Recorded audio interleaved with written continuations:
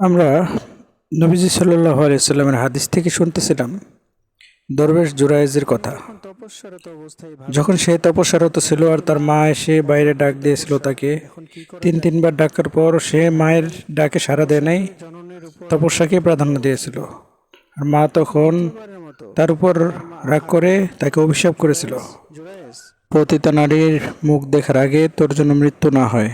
তারপর এক দুশ্চরিত্রা নারী, যাকে শিশু সহরাজ দরবারে উপস্থিত করা হয়, আর সে তার এই বাচ্চার পিতা জুরায়েজ বলে অভিযোগ করে।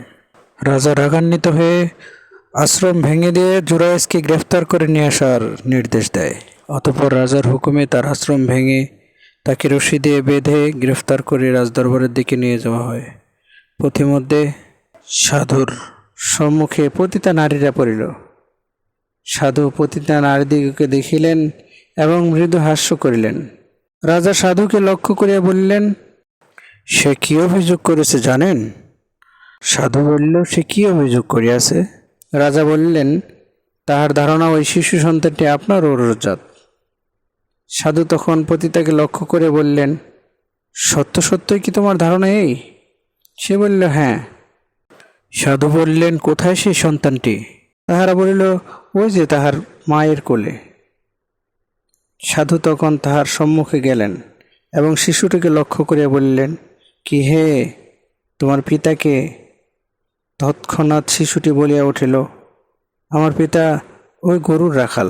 রাজা তখন লজ্জিত হয়ে বললেন, সাধু প্রবর, আমরা কি আপনার আশ্রমটি স্বর্ণ দ্বারা তৈরি করে দেব? সাধু বললেন, জি না। রাজা পুনর্বার বলিলেন, তবে কি রৌপ্যের দ্বারা গড়াইয়া দেব? সাধু বলিলেন, উহাকে পূর্বাবস্থায় ফিরিয়ে দিন। তখন রাজা জিজ্ঞাসা করিলেন, তবে আপনার মৃদু হাস্যের কারণ কি? সাধু বলিলেন, মৃদু হাস্যের পেছনে একটি ব্যাপার আছে, যাহা আমার জানা ছিল। আমার মায়ের অভিশাপে আমাকে স্পর্শ করিয়াছে। অতঃপর তিনি আনুপূর্বিক সকল ঘটনা তাহাদিগকে অবহিত করিলেন।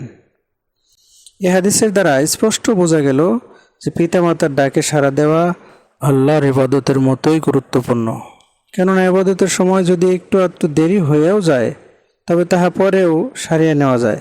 কিন্তু বৃদ্ধ পিতামাতা যদি ডাকিয়া সাড়া না পান এবং ইহাতে তাহাদের মনে ব্যথা পান, তবে ইহা সন্তানদের জন্য একটি অপূরণীয় ক্ষতি।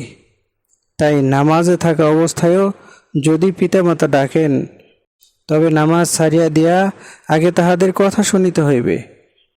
এটা ইসলামের বিধান। প্রিয় বন্ধুগণ, আসুন আমরা আজকের পর থেকে পিতামাতার সাথে আচরণের ব্যাপারে আরও সতর্ক হই।